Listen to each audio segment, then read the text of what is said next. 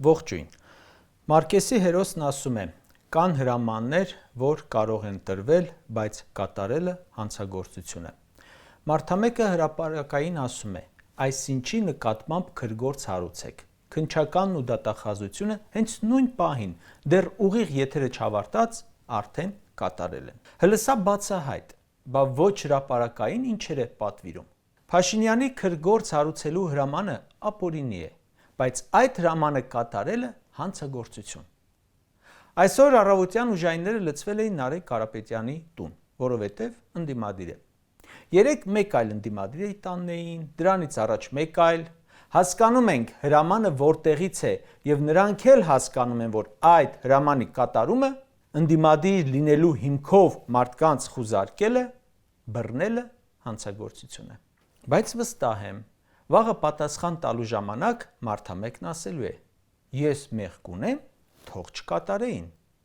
Այդպես է ասելու բոլոր գործերի պարագայում 2018-ից ի վեր բոլոր քրեաքաղաքական հետապնդումների դեպքում։ Այո, ես ասել եմ, կա այդպիսի դատավոր, որ իմ ասածը չանի, բայց ես մեղավոր եմ, որ դատավորները իմ ասածը անում են։ Այսօր հայտնեցին Ծառուկյանի սպորտ կոմպլեքսը խլելու մասին։ Նիկոլը վաղը կասի, ես մեղք ունեմ, ասել եմ սարքելու եմ բոմբ, թո չենթարկվեին։ Հայաստանը պետություն է, որի ուժային համակարգը ծառայում է մեկ ընտանիքի, մասնավորապես նրա երկու անդամին, չզաքսավորված զույգին։ Աննա Հակոբյանը գրառում է անում, քրգործ են հարուցում, Նիկոլը ելույթ է ունենում, քրգործեր են հարուցում։ Բայց դե խեղճ հարիվը մեղք ունի, եթե դատախազությունն ու քննչականը ընկած են իրենց կամքը կատարելու հետևից։ Այդ մարդը սովոր է բոլոր հարցերում մեղադրել ուրիշներին եւ ինքը ներկայանալ խեղճ հարիվ, որը ոչ մի բանում մեղք չունի։ Նախորդ օրվա ճեպազրույցում ասում է ԵԱՏՄ-ն կաթվածահար վիճակում է, կքանդվի, քանի որ սահմանափակում են հայկական մթերքը։ Մի կողմից խնդրում է Պուտինին, որպեսզի հայկական ապրանքի նկատմամբ արգելանքը հանի, բայց նույն պահին ասում է հայկական ապրանքը լավը չէ։ Ինքը փչացրել է հարաբերությունները, փաստի առաջ է կանգնեցրել տեղական արտադրողին, հիմա ասում է. ես մեղք ունեմ, որ ձեր արտադրանքը վատն է։ Այդ խեղճ հարիվը երեք հայկական ձկան այնպիսի հակագովազ դարեց, որ եթե որևէ մեկ այսուհետև գնի ձուկ, ուրեմն դա արել է Նիկոլի ինադու։ Մի կողմից ասում են հայկական ձուկը կարող է արտահանվել Եվրոպա, մյուս կողմից ասում են այնքան վատն է, որ դաժե ես չեմ ուտում։ Հայկական ապրանքի բարի համբավը գցում է մի բանի համար, որ արդարացնի իր սարքած խնդիրները։ Վրաստանը մեկ ձկնատեսակի արտահանումը դեպի Ռուսաստան մեծացրել, գերազանցել է 1.5 միլիոն դոլարը, ինչը ամենաբարձր ցուցանիշն է։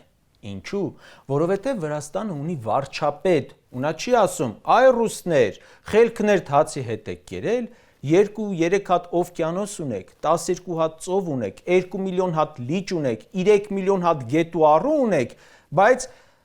Հայաստանի արտիզյան լճերի յուղոտ ձուկն եք ուտում, որ դաժե ես չեմ ուտում։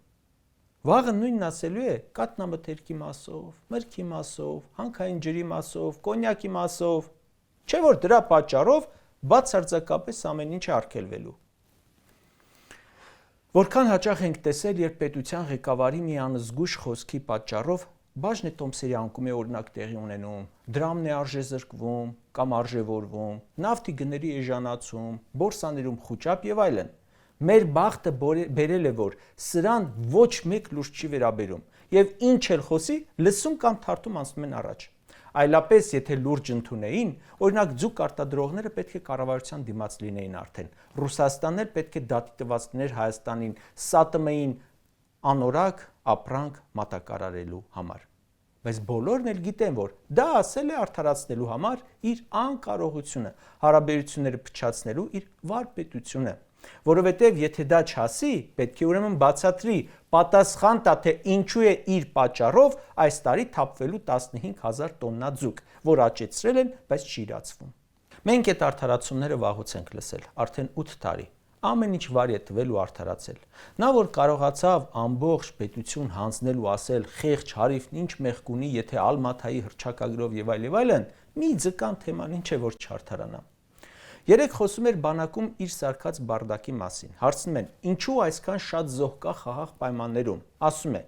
ինքը կամ Պապիկյանը ինչ մեղք ունեն։ Զինվորն է քուչից եկել, զինվորները խաղամոլ են, քնկոտ են եւ այլն։ 8 տարի երկիր է ղեկավարում, ասում է ինչ մեղք ունեմ, որ իմ կառավարած փողոցում բարդակ է։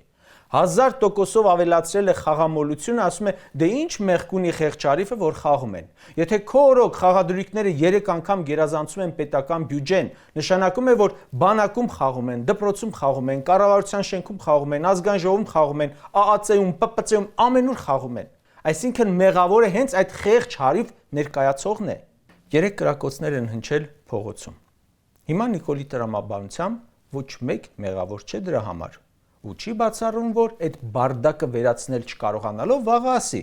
Դա հանցագործություն էլ չէ։ Ինչպես որ մարդիկ իրավունք ունեն փողոցում զբոսնել, նստել, ավտո քշել, բանջարեղեն ու ծաղիկ վաճառել, հեծանիվ քշել, նույն կերպ էլ կարող են եւ կրակել։ Ինչ կապ ունի, ինչ մեղք ունի դրանում խեղճ հարիվը։ Նա նաև մեղք չունի, որ մեր երկրում ամեն 4-ից 1-ը աղքատ է, պաշտոնապես, իսկ ոչ պաշտոնապես 2-ից 1-ը։ Ինքը մեղք ունի, որ աղքատությունը մեր գլխում է։ Կրկնում եմ, նա մարդ է, որին ոչ մեկ լուրջ չի ընդունում, ոչ մեկ հաշվի չի նստում, ոչ մեկին պետք չէ, եւ հենց ինքն էլ դա ընդունում է։ Լրագրողը հարցնում է. Ինչու միջնորդության դեր չեք առաջարկում Իրանի ու ԱՄՆ-ի միջև հարաբերությունների կարգավորման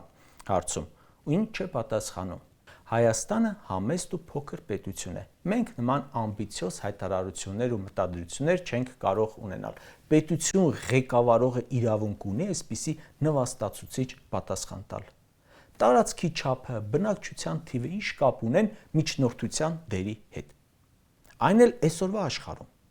Հայաստանի չափերով քանի երկիր կա, որ այսօր միջազգային լուրջ կշիռ ունի։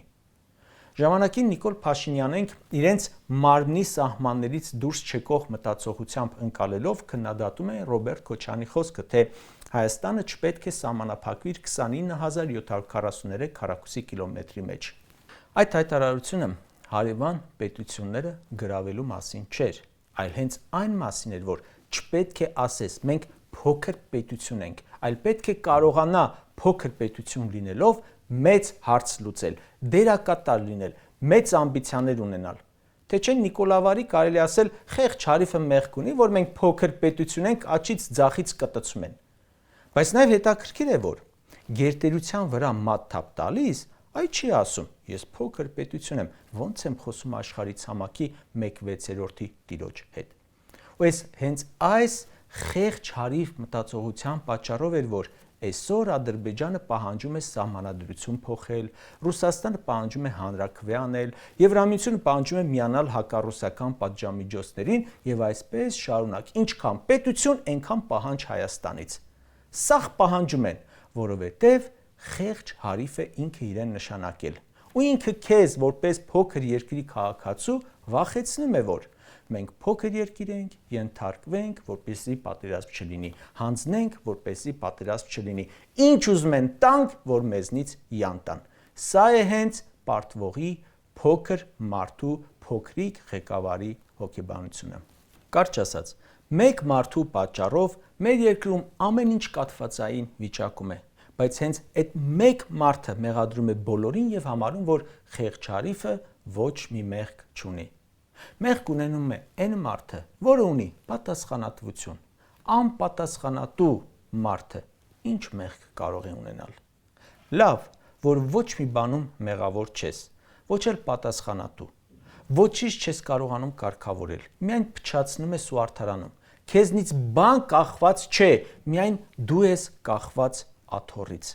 մնում ես, որ ինչ անես։ Կհանդիպենք սեպտեմբերին։